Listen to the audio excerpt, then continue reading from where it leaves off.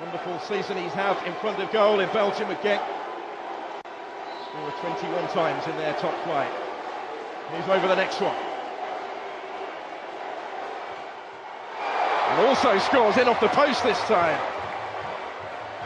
Well, again, nobody leaving much margin for error, but nobody making an error so far.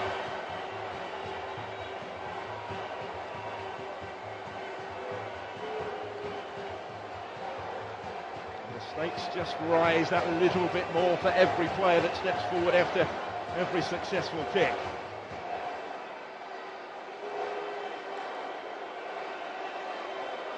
Dwayne Atkinson. Now he was the title winner with Cavalier in that penalty shootout last week. In for just his fourth cap today, taking their fourth penalty.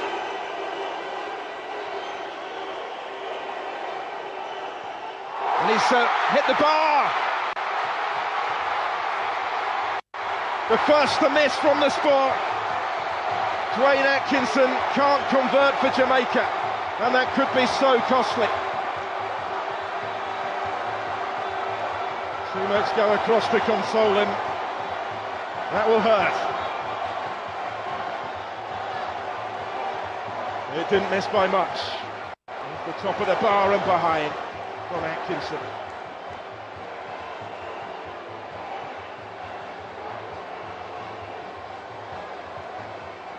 He was taken off before that penalty shootout last week in the Jamaican Premier League. He couldn't convert, so it's advantage Nigeria. If they can from this one, Onyemaechi does so emphatically, and they're one kick away. Thumped in from the fullback for 4-3 Nigeria on penalties. The next one has to go in to give Jamaica any chance.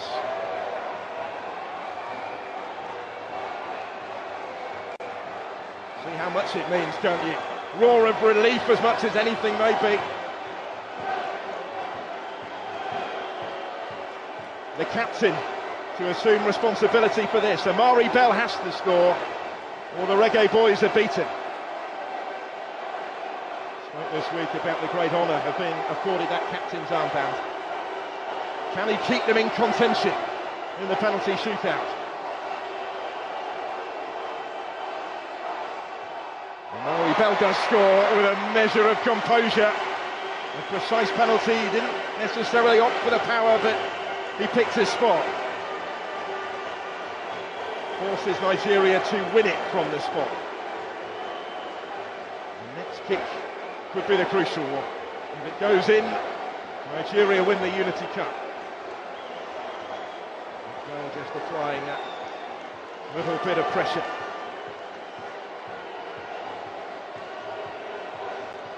Played his part, but there is no more now that they can do.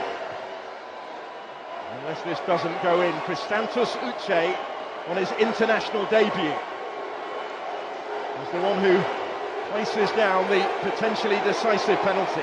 Pressure on his shoulders certainly. Mr. Win it.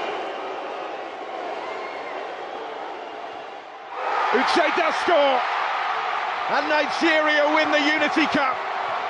On debut he scores from the spot to settle the shootout. And the Super Eagles have done it. They've done it the hard way, but they have the trophy. Still, there's never been any other name on the Unity Cup.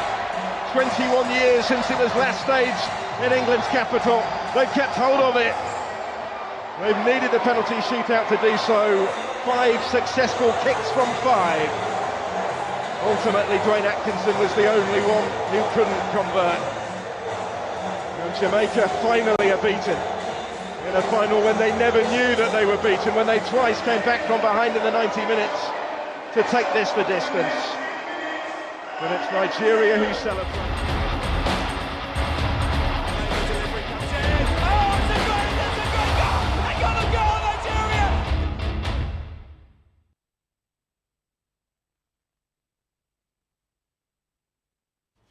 All right, I hope you enjoyed the sight and sound of the final of the Unity Cup as the Super Eagles took it for the third time in the year 2025 out there in London, the G-Tech Stadium.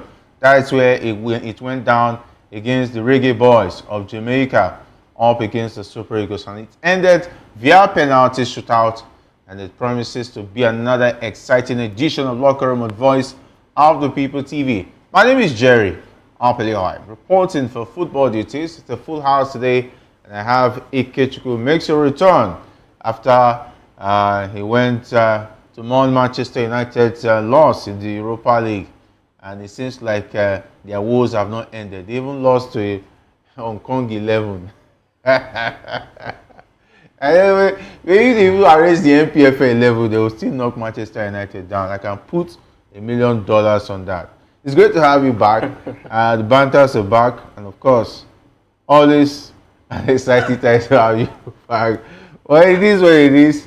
You're back on Locker Room. Thank you, Jerry. Good evening, and good evening to our viewers. I mean, it was a very long week. United fans and, of course, football fans across Europe. For those who actually were expecting their team to actually win, a lot of persons actually mourned, and some actually, were excited at the end of the day. Of course, not forgetting the ever-impressive Paris Saint-Germain proved how good they were against Inter Milan in the UEFA Champions League finals. And, of course, the Unity Cup you talked about, Super Eagles did what they have to do. They did the treble in the Unity Cup. I think it seems to be a season of treble. And Eric Chelle seems to be actually putting his plan to bed, and the Super Eagles seem to be having a certain level of coloration that we can actually look at. Okay, yes, perhaps this man is beginning to get the job done.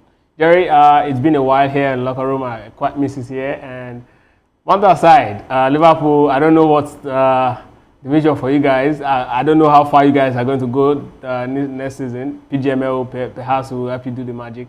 You've gotten this one, and some of the players are actually, still, relishing the moment. And Arnold, you're replacing Arnold with certain level of players. I don't know, tomatoes, or what did you call it? Ketchup. No. You are mixing it up. What's the name of the guy? No, Frimpong is going to play in the right back. Ketchup. On the left. Okay, Ketchup. It's not Ketchup, it's Kekes. Sounds like Make sure you remember that name. That guy has been awesome. I think he was the best left back for me last season in the Premier League. You are going to say that because he's coming to Liverpool. No, sentiment apart. No, that's what I'm saying. Even if you check a look at his trajectory in the league last season, his start was really awesome. Was the best left back on arguably last season in the Premier League. And Jerry, of course, he's coming to the best club. Is it the number one club in England right now? Premier League, that's Liverpool. Premier League 11 of the season. Who is the left back? My left back should be Kekes. No, who is the official left back? Is it Kekes? Not Kekes. I've not seen the Premier League 11. Don't worry. When the 11 comes out, if Kekes is not there, banners, and of course there will be a big. No, now that he's moved to Liverpool, obviously. No, before he moves to Liverpool, will do their magic. Before he moves to Liverpool, it's definitely he should be the best left back this season, because his stats really shows that he has been the most, the best left back in terms of his performances, and his week in week out. He's been consistent with Bournemouth. One of the reasons why he was nowhere near the player of the season nominee, even the young player of the season nominee. Because we all know that the competition for the player of the season. But my Skellis was there. He's a left back. So how come you say Kekes is the best? The thing is that he's even better than Man City's Kelly did not make the player of the season. Number of goals he scores crucial goals for Man City. The thing is that Kelly is playing for Arsenal.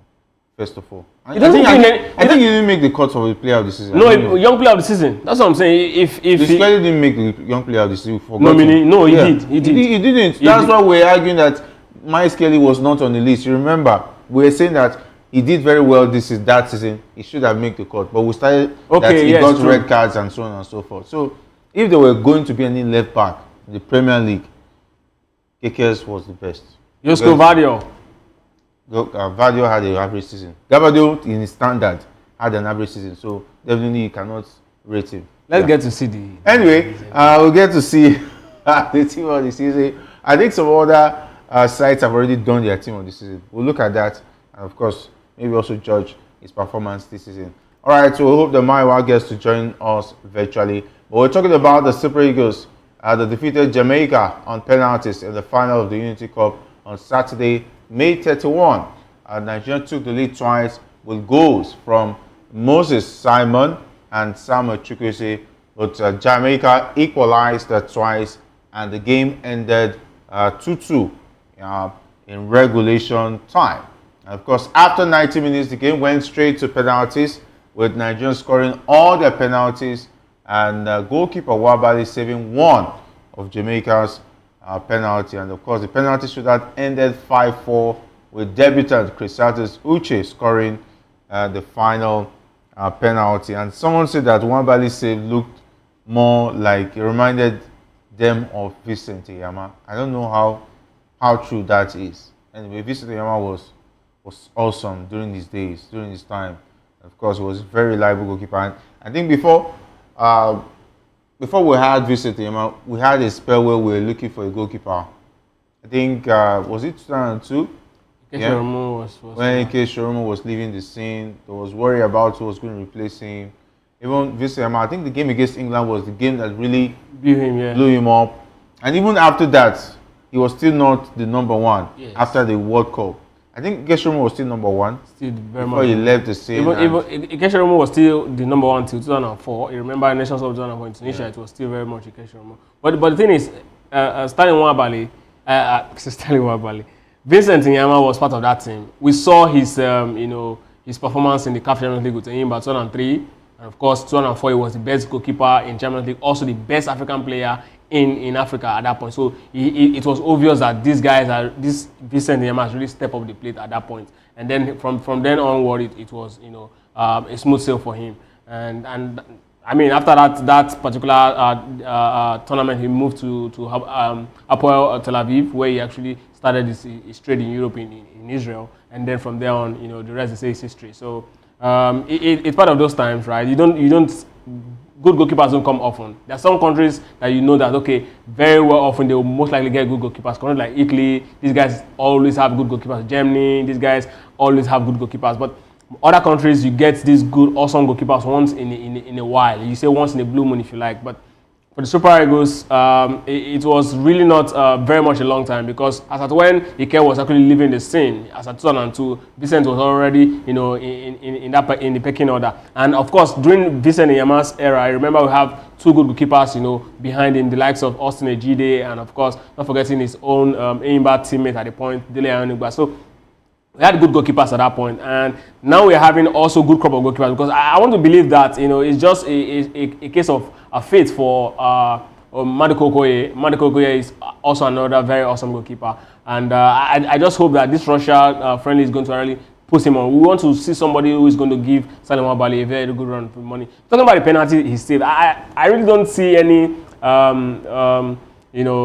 identity between the way he made that save with Vincent Nyama, because I mean the way goalkeepers make save during penalty shootout is almost like it's identical across board, whether it's in Europe, whether it's in Africa, because goalkeepers have their style, I remember back then we used to have a Jesse Dudek who would dance. I will remember in the final against AC Milan, he dancing. No, don't even go into that final. That final is a cost final, because I don't know how you just play only 6 good minutes and then you win a Champions League. That's football. No, that's what football is all about. That's what teams like Liverpool get, anyways. No, you don't have to. That football is not 1+1.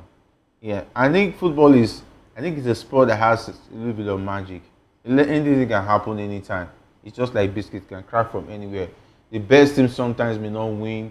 You might have to hit the woodworks for as much as 10 times, and eventually the team who has not even had a shot on target. We saw that against PSG Liverpool. We've seen situations where the underdogs come out from nowhere. I think Porto, Mourinho's time, we had, I'm trying to remember the club in Spain now, went to the semi-final, the likes of Monaco. In quarter-final, they played against Barcelona. No, in round of 16, it was Barcelona. In quarter-final, Manchester United, semi-final. I think Manchester United was semi-finals, then quarter-final was again. No, quarter-finals, because I remember the 4 teams I made it to semi-finals. They were not traditionally Champions League side. I think there was Porto, there was talking about Monaco, and there was one club side in Spain. That club yes, Deportivo La Corona. So quarter-final it was Manchester United. Round of 16 was Barcelona, and then Deportivo La Corona in semi-final, and it was Monaco and FC Porto in the finals. So it happens. That's how beautiful football is. So just keep your chill. But there were a lot of takeaways from the game. talking about the Super Eagles' performance at the Unity Cup. And of course, one of them was the fact that Chukwueze looks like he's about to step up. He's always had the flair, the dribbling feet, and the eye for the spectacular. But against Jamaica, Samuel Chukwueze showed something more. We saw maturity in his game, stationed in the central attacking role rather than his usual right wing bet.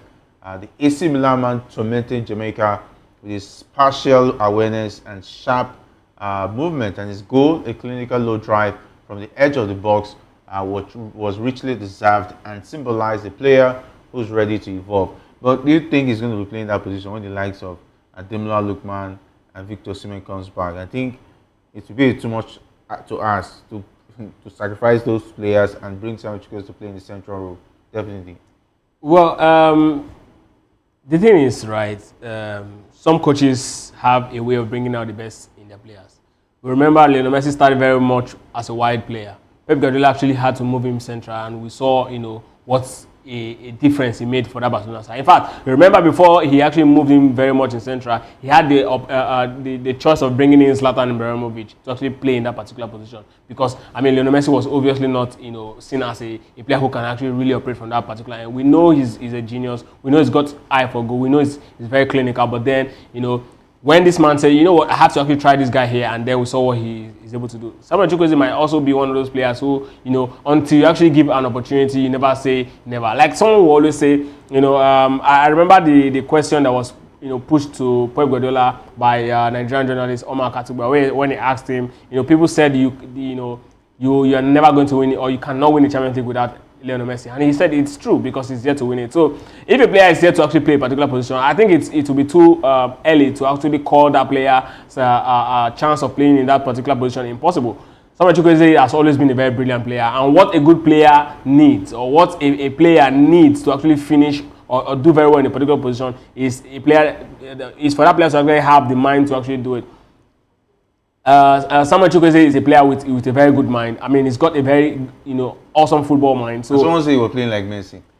Like Messi in that game. It's always like that for players that are naturally slicky. So you see he's got a very quick feet. I don't think there's any player taking him to number 10 role. Is it going to make a lot of difference? Because since he has done that, maybe Chelle is trying to tell us something that he's going to be using him more in that position. Well, playing as a centre forward and playing in the number 10 role is quite different, because in the number 10 role you have to make very little mistake.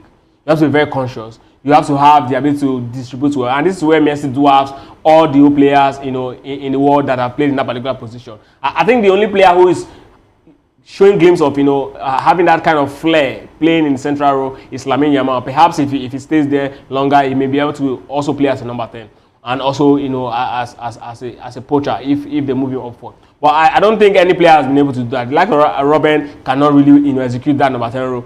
You have to be very, very careful. You have to, because when you lose the ball, your backline is definitely exposed. So they will not want to actually do that. But if you can actually do that, it's all about opportunities like this. It's all about games that have low frequency like this, that you get to see the players' ability to actually do it in this sort of stage. So if Samuel Chukwueze can actually do it at this level, perhaps they might just give him one or two run-ins in one of those very competitive games, and he's going to really pull it off. The most important thing is if he's got very good shield, players that will really shield him, then there's actually no problem. Remember, Kelechi Iheanacho was one of those players who were actually hoping he will actually step up into the number 10 role. And we all know that Kelechi Iheanacho is not even as slicky as Samuel Chukwueze. He's not as skillful as he is, and of course not as technically gifted as he is. So if Samuel Chukwueze can, The thing is that he used to be, but I don't know where he threw all of those technical ability and his eye for goal, his passes. I think we saw that on the 17 when he started at Man City. We saw a little bit of that, but somehow, I don't know, his confidence dropped, and he was more or less all about scoring, and he left out all his other attributes, and that is what has made Iheanacho just look just like an ordinary striker who's just trying to poach goals. But he took all the talent he had, talking about playing in number 10 role, dictating the play. He lost it somewhere along the way, and I don't know why. I think Iheanacho has never really been in number 10. I think he's best in number 8. Move just the man before the striker. That's what Iheanacho is. He's never in number 10. If you've been following his career path. But for Samuel Chukwueze, he looks like a player that can actually do it.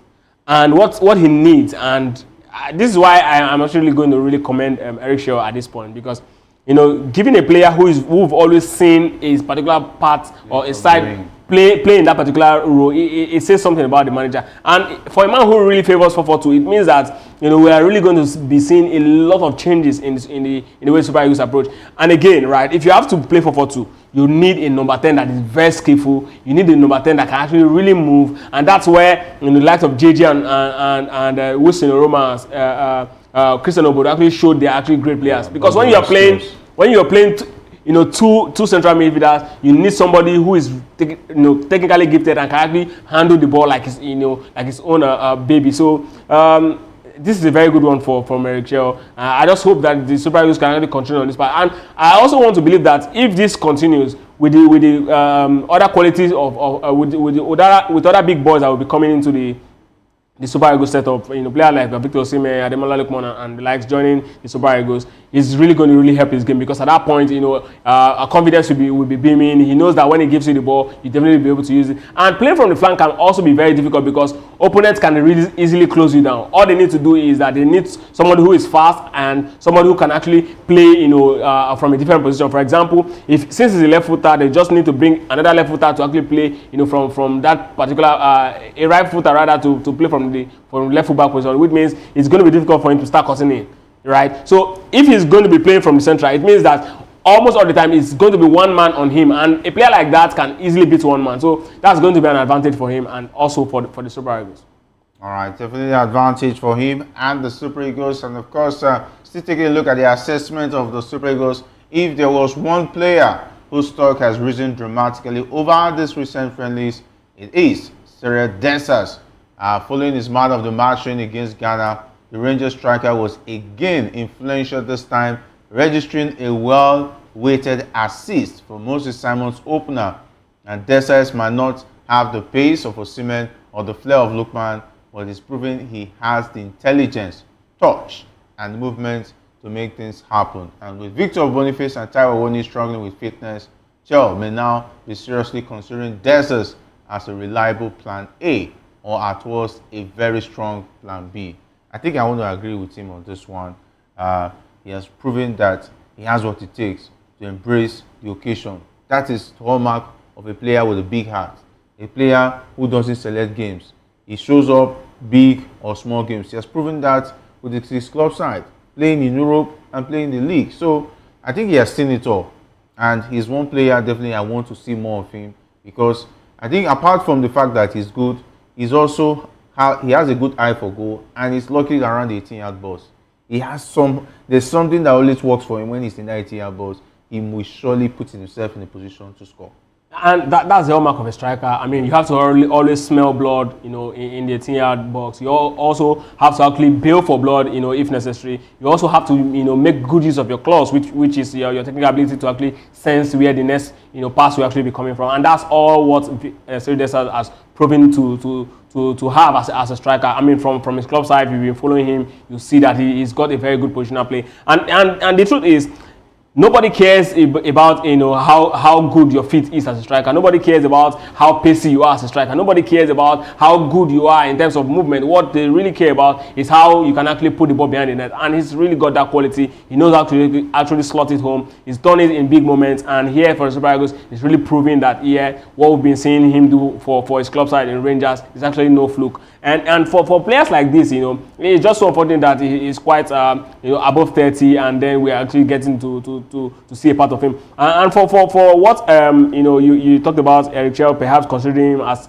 an option A or a very strong option B, it says a lot about the Super Eagles at this point. It took my mind fly back to 2002 when Brazil was actually preparing for the World Cup. In Korea, Japan, when they had arguably the best number 9 the world has ever seen in Ronaldo da Lima, who was actually just recuperating from injury. And of course, they also have a very hot talisman in Bayern at that point, talking about Giovanni Elba. these guys were so hot, and everybody was expecting Giovanni Elber to actually lead the line for Brazil. And this is what it means to actually have a proper team. When you have a player like Victor Osimhen, who you can actually rely on every single time to actually bring in the goals, and then there's a Cyril Deza who is saying, you know what, if Osimhen is not there, you have no problem. I definitely deliver the goals. This is what makes a team, because now competition is going to be at top notch. Everybody will be looking at their shoulders, knowing that if you're not giving your best, somebody is going to step on up the plate and then deliver the goodies. So it's really a good one for him. I'm so happy to actually, I hope that he's going to be part of the Nations Cup come December. All right, of course, goodbye to the shenanigans of the likes of Onacho and Victor Boniface, who have refused to step up when they were given the chances. And of course, Cyril Deza has taken his opportunity under Chelle with both hands, and he has done very well with it. And of course, talking about the defense backline, is still a lot of worry. Conceding 4 goals in 2 games. 3 goals, I beg your pardon, in 2 games. It's not a good hallmark of a team that has a good defense. The absence of Semi Ajayi forced Chelle to fill the back 4 with just a handful of international caps between them, and it showed. Sadiq Ismaila in particular endured the torrid time, twice outforced by Reynaldo Cephas down Jamaica's right, and the right back was culpable in both Jamaica goals and looked short on composure and positional awareness. Debutants Benjamin Frederick and Felix Agu showed flashes of promise, but the unit as a whole lacked structure. While friendlies are more for experimentation, the defensive frailties laid bare on Saturday must be addressed if Nigeria are to be competitive in the 2026 World Cup qualifiers. Yeah, we can say it's an experiment, but it has shown that the experiment did not really do well. Sadiq did very well in the first game against Ghana, and maybe the exposure of the fact that he didn't have the quality that was against Ghana, maybe he exposed him. But Felix Agu and Benjamin Frederick, a lot of good things have been said about the both of them, but I think it shows. Anyway, maybe missing out the big players, the big names, was one of the reasons why they considered those goals, but it's still not an excuse. Absolutely, Jerry. If you take a bag, a sack, full of sand, and then you drop a metal inside, if you shake that bag, you will not hear the sound of any metal in it, right? So it only simply means that a tree cannot make a forest. Felix Agu and Benjamin Frederick, really, they've got quality, and they've shown that they've got the quality to actually be top players if they have other top players actually playing alongside them. For the ones who actually fail to actually step up, yes, it's actually their own undoing. This is very much a friendly match, and of course, Nigeria Super Eagles at this point, we have one of the best right backs in the world in the line. I will also have Brighton Samuel, because so these positions are actually not positions we're actually short of, right? So we also have, I think our defense line very much, the problem we really have is very much the centre back player. And Felix Agu really showed that he's a top player. So if we can actually nail that out, then we really do not have any problem, playing alongside Semi Ajayi. We also need other players to really step up. But then I think we've actually spotted one, which is a very good one for us. But again, like you said, this is very much a friendly games, and these are sort of games where we get to see players who really have the quality to actually fight for this jersey of the Super Eagles. And kudos to Chelle, because I really love the fact that some of these guys who has been given opportunity are actually showing that they've got what it takes to actually be top players. But then I'm still waiting to see what you're going to say about our local based players who are also part of this particular tournament to get to see their performance so far. All right, of course, one quietly impressive feature of Richelle's early tenure has been his willingness to tinker not recklessly but with purpose, deploying Chukwueze centrally, giving the more license to roam, and trusting an untested defense, all point to a coach not afraid to make bold calls. And of course, his substitutions, including the introduction of Tolu, Aroko Daria and Chrysanthus Uche, injected fresh energy at the right moment, and perhaps most notably, Chelle has built a more fluid and fearless Nigerian team that's comfortable with the ball and unafraid to take risks in transition. And it's still early days, but Chelle seems to be bringing an identity and tactical flexibility that has been missing in recent years. We want to see our players not afraid of any team, because we have young players. Don't restrict them. Make them, the Super Eagles is more like a team that plays like Brazil. They should be able to express themselves. They play better when they express themselves, and the coach knows what he's doing and take advantage of their strength. Don't box them and take away all their strengths and abilities just because you want them to play a certain way. True. I mean, this is one good part of Eric Chelle, but then we have to actually look at the man himself. After our last game against Zimbabwe at the World Cup qualifiers, a lot of us faulted his time management ability, faulted his ability to actually look at the fact that Super Eagles should have actually sealed that particular game and then go on to actually get the maximum 3 points. But then we went into that particular game and afterwards, and then we lost 2 points in that game. But today we're actually having this particular man to talk about again. Another thing actually showed against that Jamaica game, it showed that whenever we actually get one ahead, we tend to actually lose ourselves. We tend to actually lose our structure. It's really a very big problem. It needs to be addressed. And then until we find a way to actually start addressing problems like that, we might continue to have problems. And the issue of I'm saying we actually have young players. Yes, we have young players, but then if their youthfulness cannot be transmitted into the quality that they have, it's a total waste. We have young players scattered across Europe. We have young players scattered across the world. But it's all about the quality and, of course, how the coach is being able to actually, put them on the card. But then Eric Chelle has really done a very good job. I must say that. But then we should also look at, he should rather also look at the fact that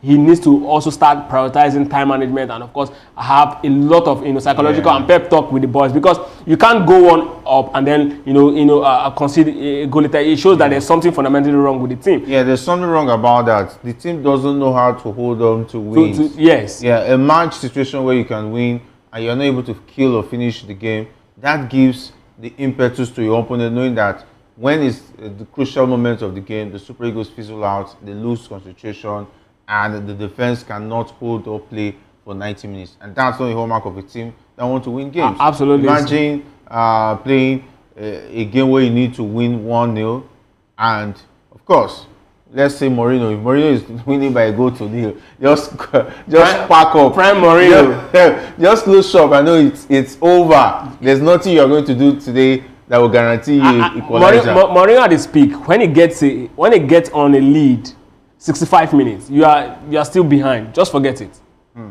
Forget it. 65 minutes. Just know that you are in trouble. It's over. The game is over. Completely sealed. Exactly. So these are the things we're talking about. There are managers who may not retract into defensive position. They will come out at you, get more goals to actually kill it off. It depends on your style. Choose a style that suits you, right? So because I have been following the Super Eagles after Eric Chelle, I noticed something. When they get a goal, they get hyper. They tend to lose their identity. Yeah. The impetus to forget exactly what they should do. Exactly. So it's so bad that when you get this sort of result consistently, teams look at you and they start understanding how they can actually break you. And one thing about teams like that is when you get ahead of them, they struggle to actually equalize. This is exactly what Man City suffered all through the season. Remember, many of the games they actually scored first, and then they end up losing those games. So it's a very bad sign, and Eric Chelle really need to watch it and deal with it, because we are in a very bad position at this point. We need to win our games to go to the World Cup. Yeah, we don't want to be in a situation where we score, we are scared and worried that the Super Eagles is still going to concede goals. And of course, it's been 12 long years since Nigeria last lifted a senior international trophy, the 2013 African Cup of Nations in South Africa. And in that time, a generation of talented players came and went, often burdened by expectations and underwhelming results.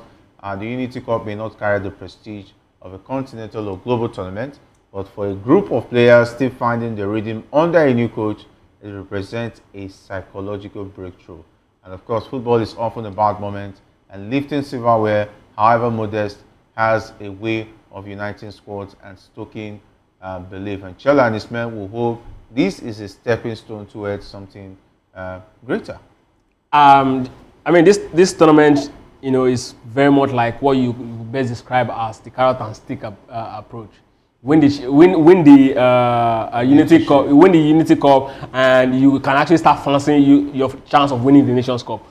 Losing the Unity Cup, you may never get a call up to play for the Super Eagles again. Right. So this is exactly what, for me, this is how I saw this tournament and the crop of players going into this particular tournament. And they've done what they need to do. So it's all about now for them to get rewarded by winning the Nations Cup, because this is a step, to actually push them to a greater height. And these players are actually, most of them are actually not won, any major championship with their national team, even at youth level. Say for the likes of Iheanacho, who have actually tested glory at that grade. Now you're coming into this particular tournament, you won a championship.